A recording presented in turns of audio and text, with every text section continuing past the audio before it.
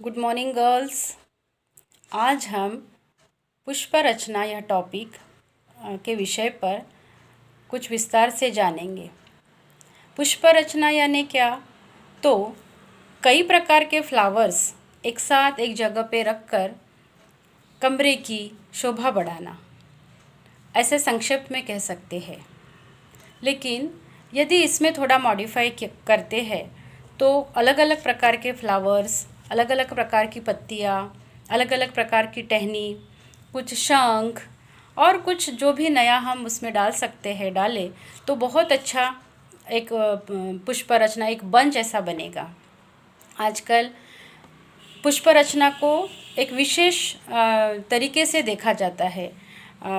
घर की शोभा तो वो बढ़ाता ही है, इसके अलावा मन को प्रसन्न, वातावरण को प्रसन्न रखता है। तो ये जो पुष्प रचना है ये आधुनिक नहीं है। प्राचीन काल से ही लोग अपने घर में पुष्प रचना का उपयोग घर में शांति, प्रसन्नता लाने के लिए करते थे। स्पेसिफिक ऐसा नहीं कि बहुत अच्छा फ्लावर पॉट और बहुत अच्छे अच्छे महंगे फ्लावर्स उसमें रखकर टेबल पे रखेंगे, ये प्रकार नहीं था। लेकिन अपने ही घर में अलग अलग प्रकार के फ्लावर्स को तोड़कर एक ग्लास में, एक बॉटल में रखकर टेबल के बीचों बीच या सेंटर टेबल पे रखकर कमरे की शोभा बढ़ाने का काम पहले से किया करते थे। ये जो पुष्प रचना है ये एक्चुअल में जापान से आई है।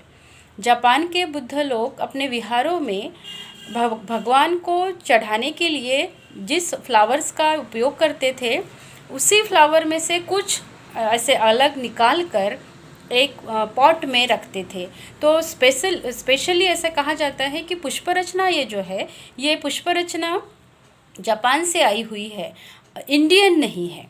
भले ही नहीं हो लेकिन इसका उपयोग हम भी करते हैं। आजकल सारे देश प्रदेश में जो जो प्रकार की अच्छी अच्छी आदतें हैं, अच्छी अच्छी परंपराएं हैं, उसको हम स्वीकार करते हैं। जो अच्छा है उसको हम स्वीकार करते हैं। तो पुष्प रचना की परिभाषा यदि देखेंगे, पुष्प रचना यानी क्या, तो अलग अलग प्रकार के फ्लावर्स, अलग अलग प्रकार के पत्तियाँ, अलग अलग प्रकार की टहनी को सुव्यवस्थित पद्धति से पॉट में रखना अर्थात पुष्प व्यवस्था है। क्या लगेगा इसमें, क्या चाहिए पुष्प रचना के लिए?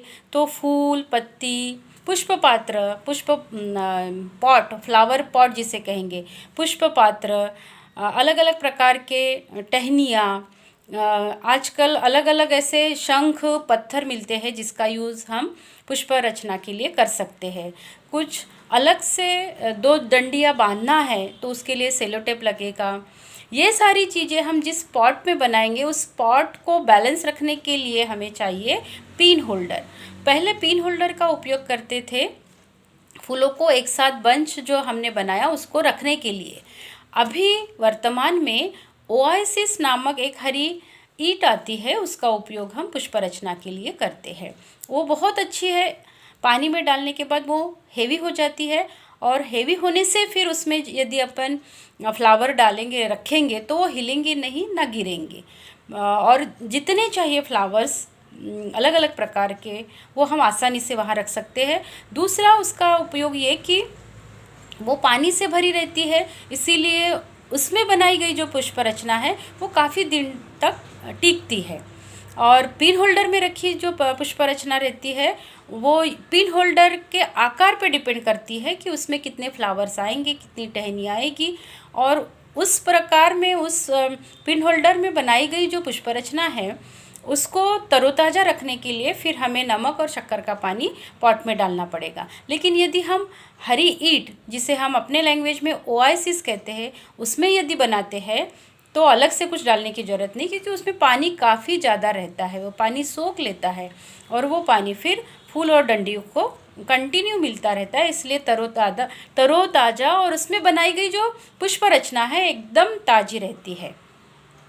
पुष्प रचना के काफ़ी प्रकार है, परंपरागत प्रकार है, परंपरागत पुष्प रचना, समूहबद्ध पुष्प रचना, जापानीज़ पुष्प रचना, आजकल जो हम डालते हैं ड्राई कुश, एक डंडी, एक आर्टिफिशियल डंडी, एक नेचुरल डंडी, ऐसे कुछ आधुनिक पद्धति भी पुष्प रचना के हैं।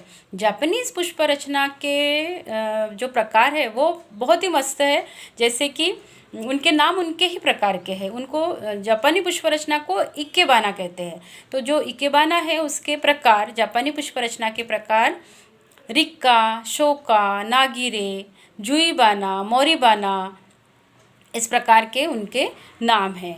तो जापानीज़ में इसका प्रचलन हुआ या जापान में पुष्प रचना का उगम हुआ, यदि ऐसा है तो उसी प्रकार के उनके ऐसे नाम हैं। वो फिर जापानी पुष्प रचना में एक स्पेशल है कि पृथ्वी, स्वर्ग और आकाश, ऐसे कुछ डंडियाँ रखते हैं और वो उन्होंने इस प्रकार के नाम दिए हैं।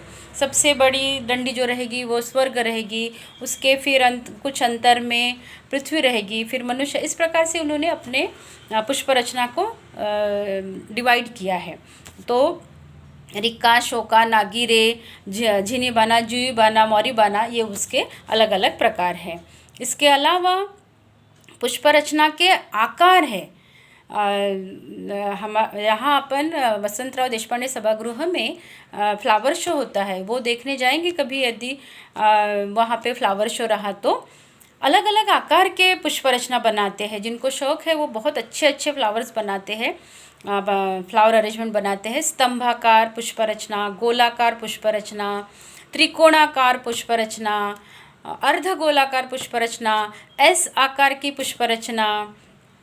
तो अलग अलग प्रकार के, ये जो मैंने आकार बताई, उस प्रकार के फूल और उस प्रकार की टहनी यदि हमने पॉट में रखी तो वो आकार बन जाता है। कैसे आकार बनाना, वो फ्लावर पे और फ्लावर पॉट पे हमने क्या यूज़ किए सामग्री, उस पे डिपेंड करता है। तो इस प्रकार से अलग अलग प्रकार के आकार और अलग अलग प्रकार के प्रकार पुष्प रचना के हैं। जहाँ पे नेचुरल फ्लावर नहीं मिलते लेकिन फ्लावर अरेंजमेंट करना है, वहाँ क्या करते, तो वहाँ पे ड्राई फ्लावर अरेंजमेंट करते। इसको हिंदी में कहते हैं शुष्क पुष्प रचना।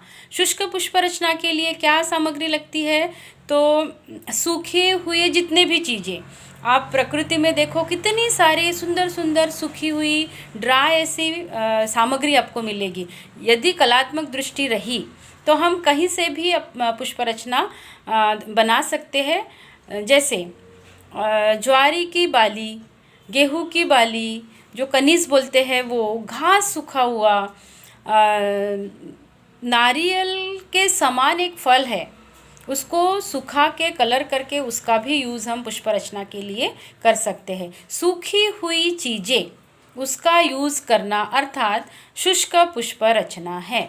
इसमें हम काफ़ी सारी चीज़ें, कुछ गर्ल्स यदि गांव में रहती होगी तो उनको मालूम है सूखी हुई चीज़ें, बबूल की डंडी जो जिसमें कांटे रहते हैं उसको सुखा के उसमें बेर के जो बीजे हैं उसको कलर करके रखो तो बहुत सुंदर वो डंडी दिखती है। तो इस प्रकार से और एक उसमें अपन थोड़ा सा मॉडिफाई कर सकते हैं। थर्माकोल के बॉल अलग अलग कलर के, वो जो जिसमें कांटे हैं, बबूल के डंडी में कांटे हैं, उसको यदि हम लगा के रखते हैं तो बहुत सुंदर वो डंडी लगती है। और यही यदि हम बाज़ार में ख़रीदने जाएं तो बहुत ज़्यादा महंगी मिलेगी। यदि हमारे में यदि इस प्रकार की कलात्मकता है तो हम घर बैठे ही बहुत सुंदर पुष्प रचना बना सकते हैं। तो इस प्रकार पुष्प रचना के प्रकार, पुष्प रचना के आकार, शुष्क पुष्प रचना और जापानी पुष्प रचना इस प्रकार बनाई जाती है।